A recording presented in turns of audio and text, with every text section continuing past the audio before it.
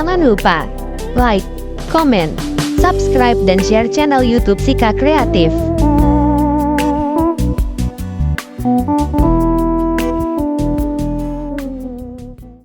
Tentu sebelum kita masuk ke beberapa hal, saya berterima kasih atas partisipasi semua kita pada pagi hari ini, dan juga tentu mengapresiasi atas kerja dari seluruh unsur yang ada di Dinas Pertanian, khususnya para penyuluh pertanian yang ada di desa-desa yang sudah menjalankan kerja-kerja pendampingan yang luar biasa bagi para petani di setiap desa di seluruh Kabupaten Sika. Kalau Pak Kadis dan Pak Sekretaris semua tidak boleh ya. Jadi yang harus diapresiasi itu harus penyuluh. Tepuk tangan dulu. Pada kesempatan kali ini juga saya perlu datang biar bisa tahu seumur hidup saya kayaknya saya baru pertama masuk Dinas Pertanian. Jadi ini saya harus sampaikan, saya baru pertama masuk kantor Dinas Pertanian. Juga hampir sebagian besar kantor-kantor yang ada di Kabupaten Sika. Jadi kenapa kami datang, biar bisa lihat situasi kantornya, bisa kenal dengan baik para pimpinan OPD-nya, ketua, sekretaris, serta ibu-ibu, bapak-bapak penyuluh, baik di pertanian, ada peternakan juga, para dokter hewan dan lain sebagainya. Kita semua yang ada dalam perangkat Dinas Pertanian. Sehingga kami selalu sampaikan, dan ini saya selalu tegaskan di beberapa OPD, bahwa Bapak Ibu semua bekerja bukan buat saya dan kesini, karena kami ada jangka waktunya. Dan Bapak Ibu sebagai ASN bekerja untuk masyarakat, dan itu panjang. Betul tidak? Betul. Dan sudah ya. Mau tadi tidak ada cocok. Jadi ini yang perlu kami sampaikan.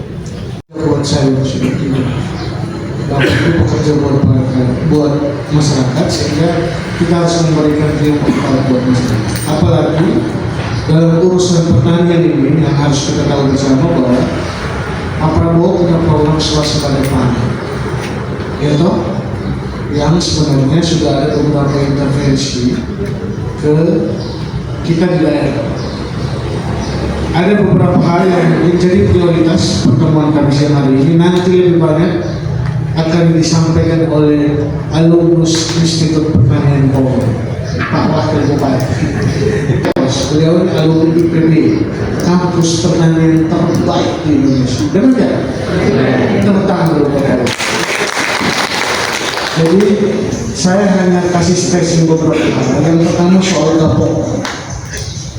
Ini kami punya permintaan kepada Pak Kadis serta seluruh jajaran masyarakat untuk data gapokan ini kami minta paling lambat awal Mei sudah bisa kami datang. Bulan Mei data gapokan secara real,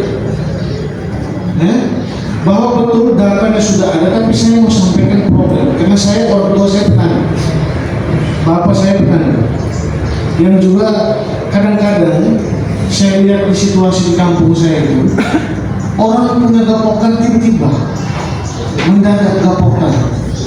Demikian ada yang menerima bantuan ini tiba-tiba ada kelompokan ini. Setelah itu tidak jelas kelompoknya, karena memang tidak ada struktur organisasi yang jelas, tidak ada pertemuan dan lain sebagainya. Hanya karena mendapat bantuan tiba-tiba ada kelompok. Nah ini menurut saya perlu perhatian serius. Sehingga kalau begitu, karena bina kerasan itu banyak sekali kelompok kami yang hanya tiba-tiba traktor mau datang dan 5-6 orang kumpul. Nah ini catatan bahaya.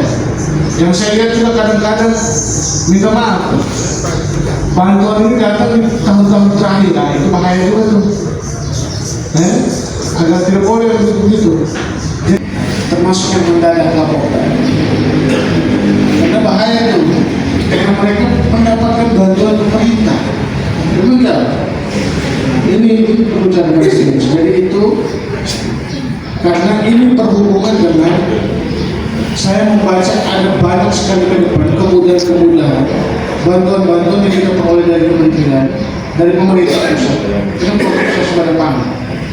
Pas waktu saya ikut pertanian, pertemuan dengan Kementerian Pertanian, kami bisa melihat, termasuk kemarin waktu dengan Pak Gubernur, bahwa ada prioritas yang cukup luar biasa dari Pak Menteri sekarang untuk NRP dalam urusan swasembada pangan. Jadi itu yang pertama soal itu. Yang kedua, nanti kami minta juga soal pupuk subsidi.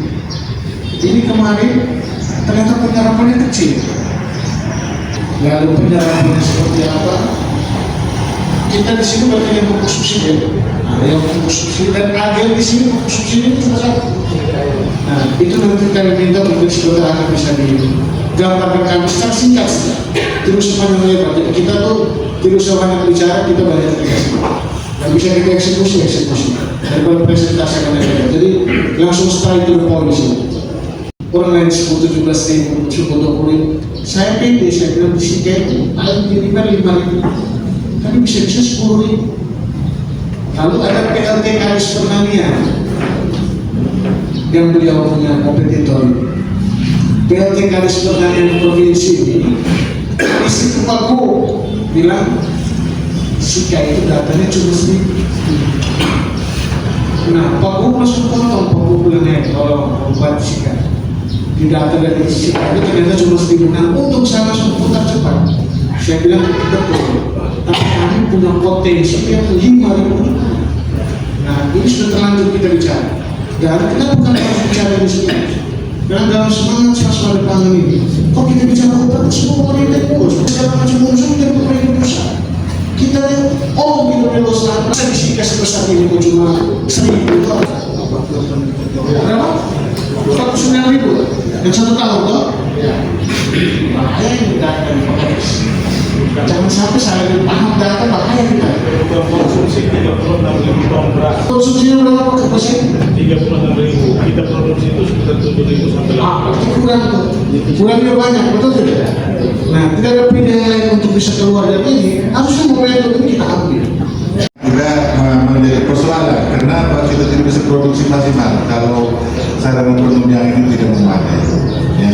Sehingga saya minta di setiap bidang untuk bisa berargumentasi memasukkan anggaran yang realistis untuk 2025 ini. Kalau kita mau targetnya adalah minimal tidak 39.000 ton, tetapi ya kalau perlu bisa 2 kali dari 7 atau 8 ton, ya itu sangat masuk akal supaya kita mengurangi impor dari luar.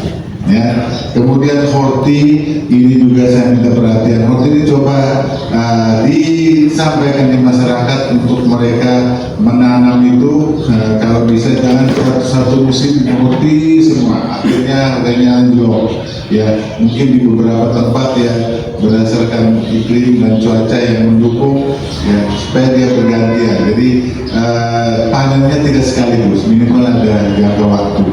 Ya, ini juga mungkin disampaikan ke para petani. Untuk tenaga penyuluh ada berapa tadi? 166 yang ada yang pensiun. Nah, artinya ya, tidak bisa satu desa satu penyuluh karena kita sekarang ada 181 desa.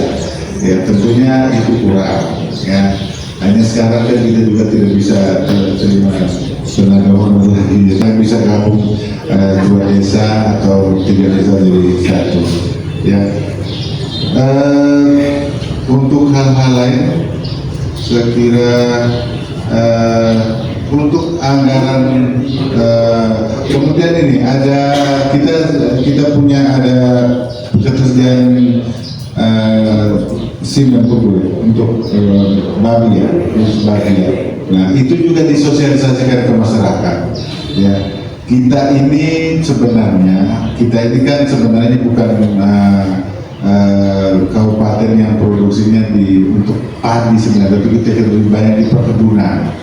Dan salah satu alternatifnya sebenarnya adalah di peternakan. Populasi peternakan ini seharusnya kita tingkatkan, baik dengan besar maupun yang kecil, ya. sapi, babi ini yang sebenarnya harus paling banyak mendapat porsi anggaran. Tetapi itu kan kita tidak pernah berpikir, ya. Jadi Bapak Ibu sekalian, mudah-mudahan ke depan perhatian untuk dinas ini, ya, ada saya dan Pak Bupati, ya, kita akan berjuang habis-habisan untuk kembalikan Kabupaten Sika ini menjadi kabupaten dulu penghasil ternak lebih, tetapi sekarang sudah punah, sudah tidak ada lagi. Jadi nanti mungkin kalau ada diskusi silakan disampaikan, mungkin kesulitan atau apa itu yang mau didiskusikan silakan didiskusikan. Terima kasih, ya, selamat pagi.